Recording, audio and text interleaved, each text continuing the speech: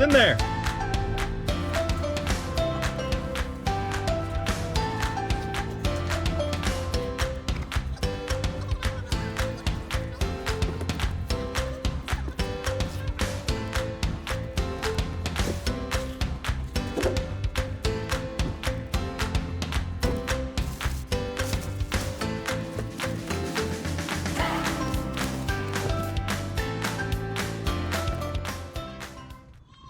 All right, for today, so we gotta get the control box on, get the control cables ran, get the battery hooked up, and then she should run today. So let's make it happen.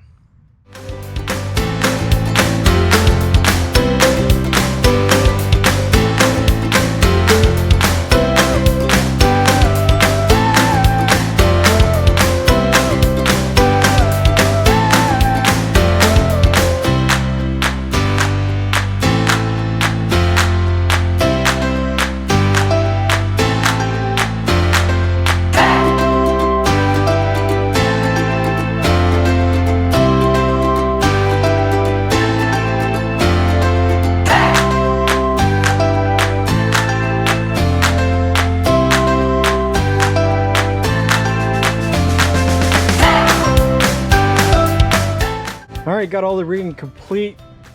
Got it mounted, got the through bolts. Then I had to remove the side panel here. This side panel removes, I got 1, 2, 3, 4, 5, 6, 7 bolts. And then the side cover just comes off. They're retained, so they stay on there. And this side panel, if you want to take that side panel off, there's another set of bolts. These are the back sides of the other ones, but there's 1, 2, 3 here. Looks like that side will come off. Haven't got into it yet, but we have the electric hooked up, throttle,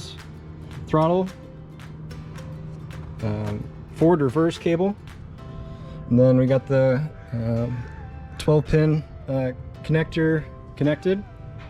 That connector, man, that is huge. Trying to get that snaked all the way through. Your transom may be different, but snaking it through the body, man, that was really tough. That plug head was really big. Then we got the new control box mounted. Now this boat is pretty big, right? And it's a 26-foot McGregor 26X. It's 2,300 pounds.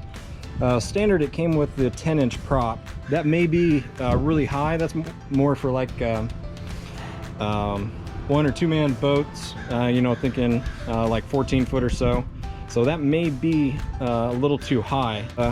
Later on, I want to do a whole series on fuel consumption and to see if changing out the prop to another prop how that will affect the fuel mileage.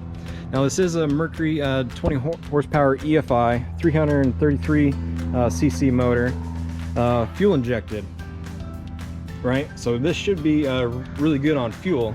My previous motor that I had on here was a 25 2-stroke, that 2-cylinder still, but it ended up getting us 11 miles a gallon, and that was cruising in about 4.5, 5 knots. These Mercury fuel injected 20 and 15 horsepower just came out a couple years ago, so we'll be putting it through its paces and figuring out what we find.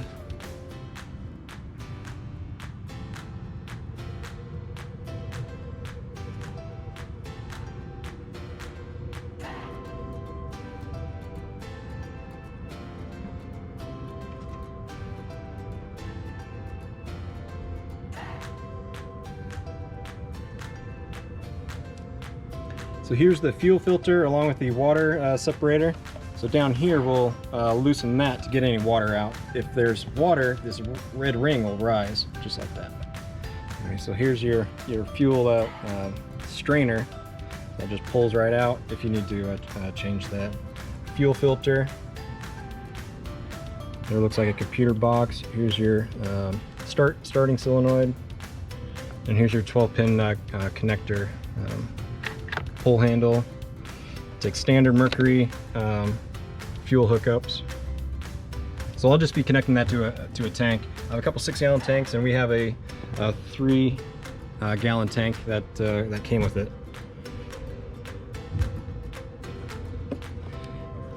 Tried to make these as pretty as I could. Tried last motor just had just one turn, and you're supposed to bring it out and loop it around like this. That way you don't get any kinks when you go left and right. My previous one the throttle would go up whenever I would turn to port. So the cable was getting kinked, and it always alter the position of the throttle whenever I turned to port. So oil fill or oil check. Now the oil check doesn't have any hash marks on it, but it does have two little holes in it right there. So I assume that's the minimum and max. It does look like there's something on the dipstick. I haven't started it at all. I just pulled it out of the box and mounted it up here yesterday. But there is some, looks like there's oil on there. So I'm gonna go ahead and clean that off and see if there's any oil in it.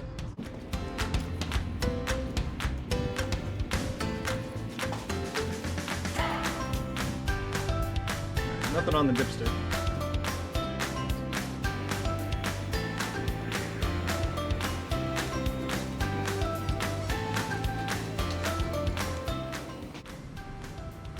So it's pretty neat. Here's the head, right? So you see all the valve springs and everything like that. You'll see the rocker.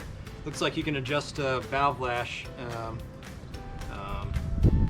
from up here with a bolt and a nut on the other side. Let's go ahead and take a look. All right, so here's the nut, and then you can see in there a little bit. So you can see the springs and the rocker right there. So that's pretty cool. Let's go ahead and fill her up.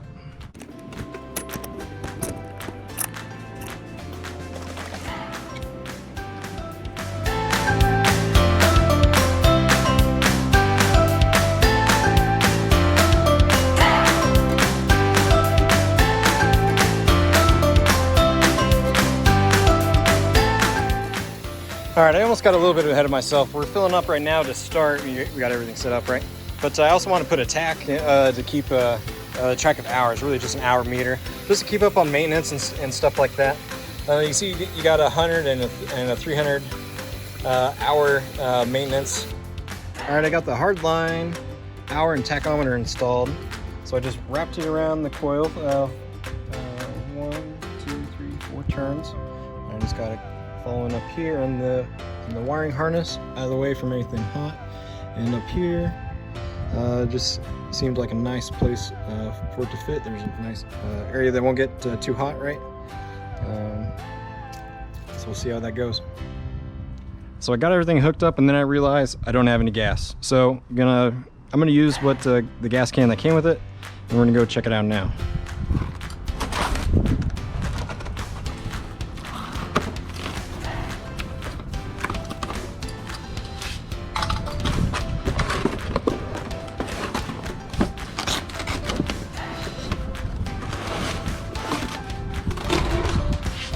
All right,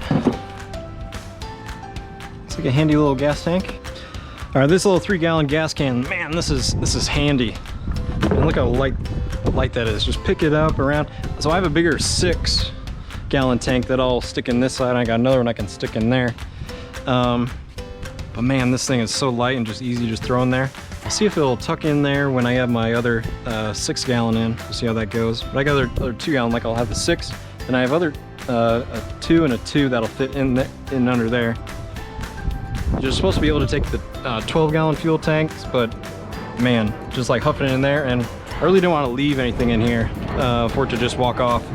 So this little 3-gallon, man, it's slick, no quick disconnect here. So like you're carrying the whole thing, the only quick disconnect is to the motor, it's the outboard itself. So let's go ahead and we'll get this thing hooked up, got it all ready, you know, filled with water, filled with oil, filter. Let's check the level before we let it rip. I put one quart in there, so we'll see how she goes. Man, that's really nice.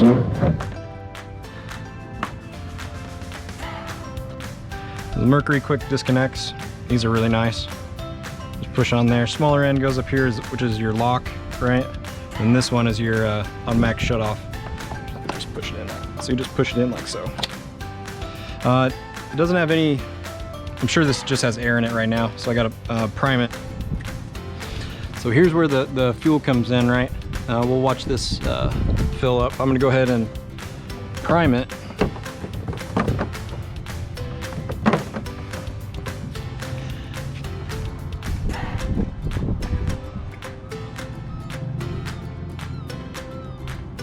There, I can feel the bulb getting a little bit tighter. Got fuel coming in here. No air bubbles in there. That red ring is still sitting on the bottom. There we go. So the bulb's nice and tight. We saw the fuel strainer fill up. That red ring is down. That's for like water in the fuel. Okay. So this is with the 1 quart. Go ahead and check that.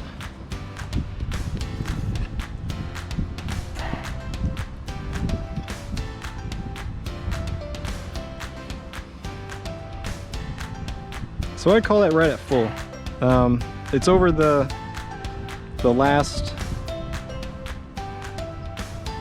fill, so I'm going to pull the handle to prime it a couple times, and then we'll turn the ignition on and start it. So I want to turn it over a couple times without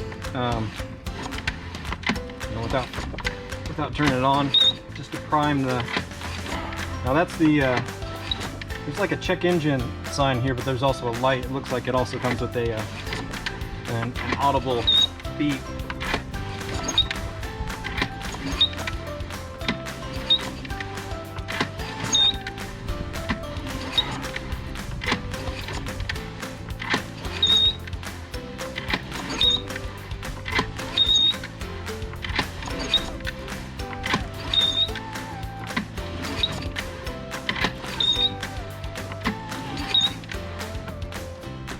Here we go, first start.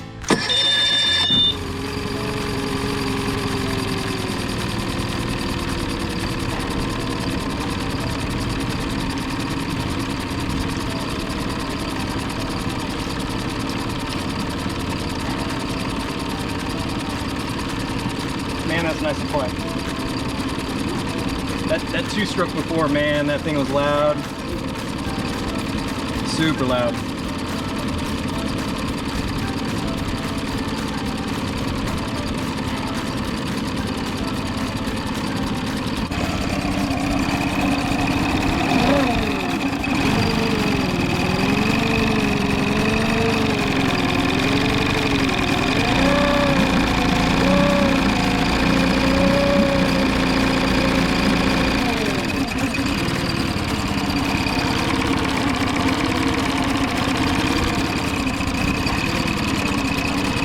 So showing idle should be between 900 and 1,000.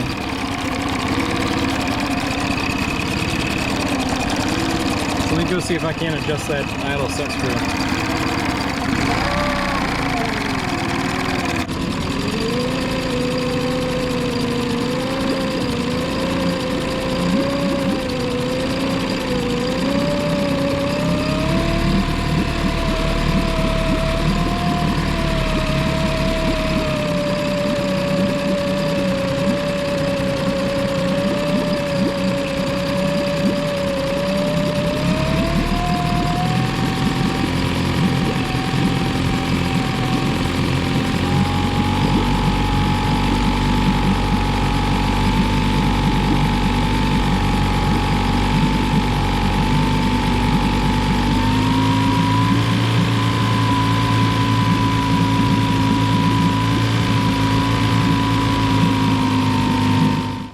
So checking the oil after running it, it is about half, you know, like right in the middle between low and high.